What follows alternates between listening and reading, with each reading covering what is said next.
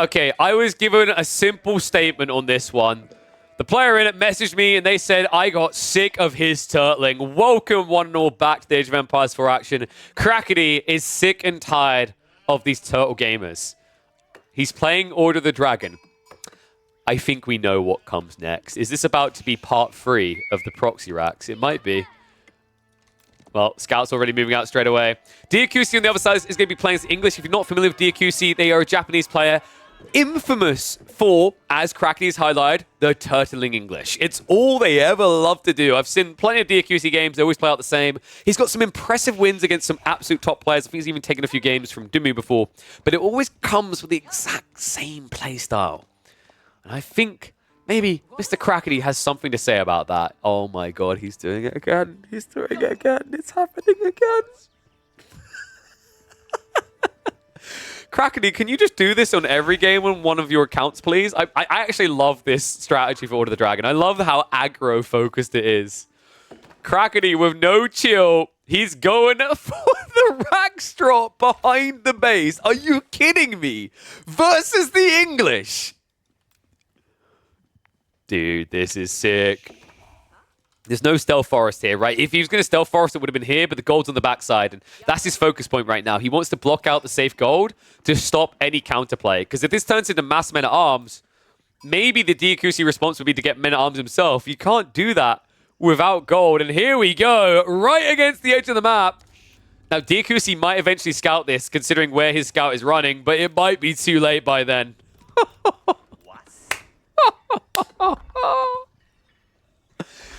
So typically what Crackety does is he starts with like racks and then follows up quickly with an outpost. I wonder if you can be quick about that here because it's a bit dangerous up against the English because they have short bows. So instead, his approach is going to be to go a little bit wider on the very edge of vision. Actually, Crackety, come on, buddy. You know vision numbers. You know, a little bit deeper. Go smoothly shunt on in a bit. Oh, no. No. The gist is up. The goose is cooked. The timing's been figured out. That is not going to work. Wait, what? Just kill him. Just...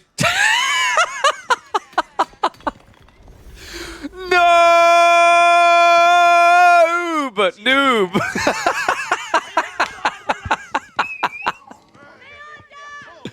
Crackety. Wait, who's the real noob here, though?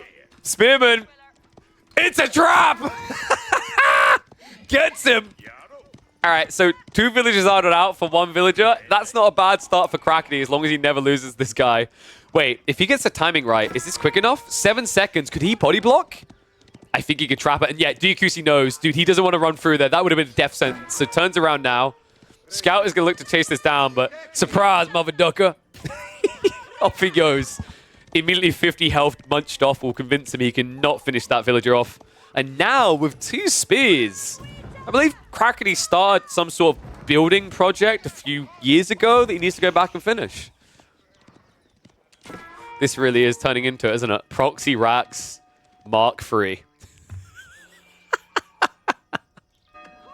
You know, funnily enough, Crackety's the only player I've seen pull this off so far. We've actually watched, I think, Jeanne the other day completely failed to try and do it up against Dumu. Crackety, I mean, maybe we're calling it too soon. Because these spearmen are struggling against the villagers, especially with the attack speed aura. Diakusi will get another shot out. I mean, Crackety, you need another spearman, bud.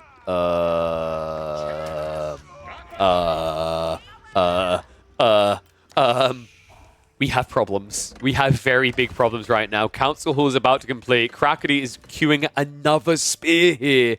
The outpost is 2/3 complete. And look at his food and gold. Crackety is nowhere near ready for his own tech up. I'm getting a little bit concerned here. Can he pull this off? Because this is... I mean, this is a very dangerous game you're playing, right? You're like potentially 2 minutes away from GGing out with the way this is going. Spearman, at least going to push the scout away again. There's not much health left on some of these. We'll have to back away. And this might be the detail. Crackety... I think he's got enough time here. Remember that the Order of the Dragon villagers do build quicker. Scout goes down, so now he doesn't know if the villager is back here. That's it. He's done it. Crackety gets the outpost up. Longbow not able to kill him off, and he will successfully garrison. So LB has to back away.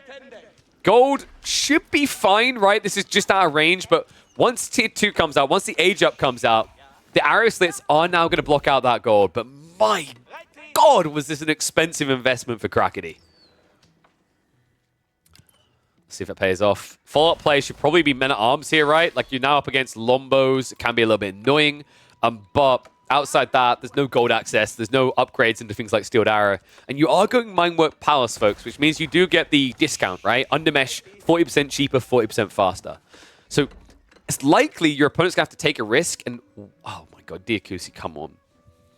Okay, so I was about to say that, like, Diakusi has to risk the gold and then he's in a good position. But instead, he sees a slight lead, and instead of looking for a way to end the game, which, by the way, you should try to end the game now. Like, you are ahead.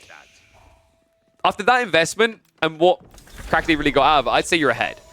Instead, he's trying to play for his patented Turtle English style gameplay. He's going for the free TC build, isn't he? And guess who already scouted it? Crackety knows. Villager...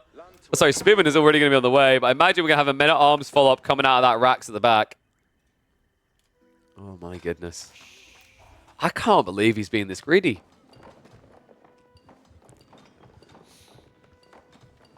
It's like, I kind of get it, right? Like, for a lot of players, the idea is when you build a lead, you use it to, like, stay ahead. But I think just a group of Longbows here could have been pretty effective. You could even send them towards the enemy base, because with this proxy men-at-arms racks, it means your opponent doesn't have anything to defend with. Also, you know, just the idea of playing a few Longbows and scaling that up with Steeled Arrow, like rushing the gold for that access makes a lot of sense. Steeled Arrow at that stage, like basically half your damage plus is going to be going through onto these guys. Now instead, your one Longbow has to defend against this. Crackety, you already know what he's up to. Who likes outposts? Do you like outposts? Crackety does. Men-at-arms. Now marching north side. Villages. No way. No way. No, no, no, no, no. Wait. Actually, yes, yes, yes, yes, yes! The one men-at-arms to rule them all. No TC for you. Diakusi was scouted on that stone a long time ago. Crackety never saw a move out to the boar and the deer. He knew exactly where Diakusi was going with that. Instead, it has to be more defensively oriented TC. However, that is still not protected by the primary. Moving in with the men-at-arms again. Villagers need to pull away from this. That's more idle time achieved. More men-at-arms coming. He's not going to stop here. He wants blood. 3 men-at-arms coming in. This is a disaster for Diakusi. Now, Golden Cuirass is activated. Golden Cuirass because he's about to spank your ass right here. Diakusi, just build the TC! Oh my dear God. More villagers are going to die because of this. I think this is a critical mistake here by Diakusi. Crackety starts to target the low HP ones. Finally, it is going to complete, but the price has been high here. A T-pose to show the dab coming out from Crackety. As Diakusi right now has all but 6 of his villagers idle. No, no, no, no. Correction, all but 2 of his villagers are idle. Oh my God. Crackety behind this has to have a creeping smile on his face, doesn't he? Outpost is now up on the wood line. He could creep around for another. He's not stopping there. Oh, I love this. I mean, I shouldn't love outpost rushes this much, but when someone wants to be a turtle, it's time to eat them like they're a Galapagos turtle. Is that, wait, was that the correct name of the place? The delicious turtles. They couldn't even get back to England because they ate them too quickly. And it's only 1 or 2 men-at-arms at a time, but essentially at this stage, the TC feels worthless. It's not doing much. He has a small wood line, but literally nothing else that he can access. Food, gold, stone, all of it blocked out here. All by the play from Crackety. This one villager. The villager we doubted, folks. The villager with 13 HP, we're like, he cannot do it. There's no way he can finish it. And yet here he is, doing God's work. Lumber camp was gathering some wood, triple outpost, house is being built. This guy's doing it all. What an insane game. Crackety behind this.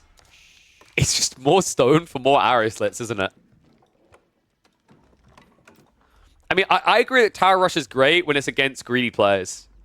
Like, you know, if a tower rush is just OP, even when someone tries to counter it, it feels bad. But, like, to me, this wasn't, oh my god, tower rush is OP. This is Diakusi not countering a tower rush at all. He didn't do anything about it.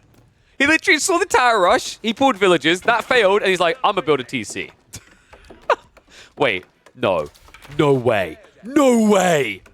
Are you kidding me? There are 23 villagers here, and none of them see this. I mean, if just one saw it, the short bows would end it. But Crackety, oh my god. Oh my god. No way. I can't believe this is working. I actually can't believe this is working right now. And there it is. It's revealed. He sees it. Crackety. He has to run into the tree line, but that baits out the villagers, and the men-at-arms are now on the way. Oh my god. The timing on this. Crackety pushes back. Villager has to retreat, and now the outpost continues. This game is borderline unplayable for Diakusi.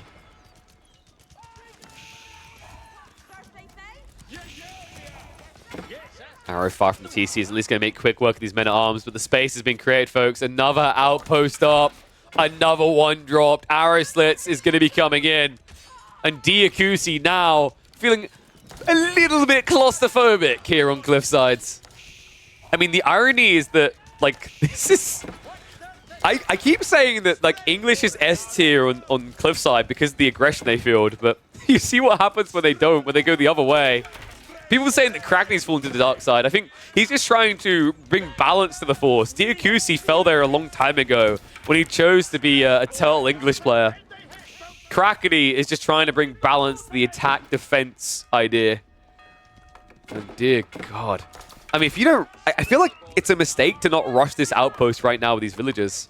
He's probably scared there's more men-at-arms on the way, but it's worse not to. The fortifications are going to be coming in on both of these. Oh my God. I mean, he just has no answer. That's now 16 worker kills. Diakusi is only 2 villagers ahead of the OOTD. And only 1 woodline left, folks. Guess what Crackney is going to be targeting next? Oh, he is circling like a shark. Dude, this is a pack of wolves right now. Look at the map vision. Oh my, the only area he needs to cover now is the east side here. And then it's a full surround.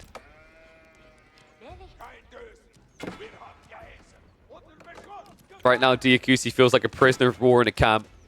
Nowhere to run, nowhere to go. And another outpost comes in. This one's a little bit safer, but for good reason. The mining camp would reveal it. In fact, how does he not see that? The outpost! Are you kidding me? Crackety, like, are you a Jedi? How does he keep finding the very edge of vision here? Every time.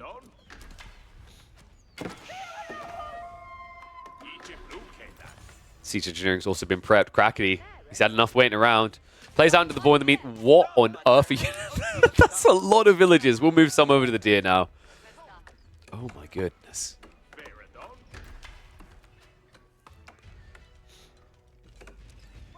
So Diakusi's got his farms now, guys.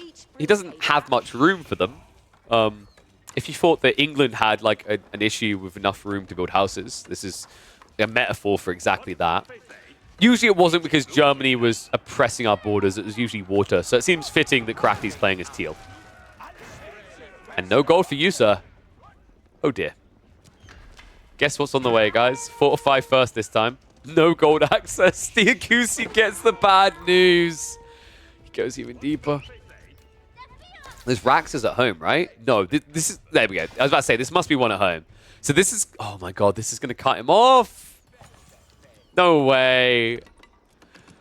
I can't believe how many moments in this game have been defined by perfect timing from Crackety. But once again, it works out perfectly. More villages being pulled. Wait, really? You want... Really? Okay. We can do that. I wouldn't advise it, but we can. Golden Cuirass activates. More men-at-arms in! No. That... I mean, that is it. Like, that was literally the last move he had. Somehow, by some miracle, he has got Steeled Arrow, but The men-at-arms count is getting bigger, folks. Behind this, Rams are now boogalooing in, and I think this is the end of the road for Diakusi. Villagers cannot even get the outpost up. How long's this guy had 2 TC? It's been a while, you wouldn't know it. Crackety, everything aligned perfectly in this one. Rams in on the TC, Diakusi is done. This is how you slay the turtle. I think he's going to have to rename himself to Diakusi.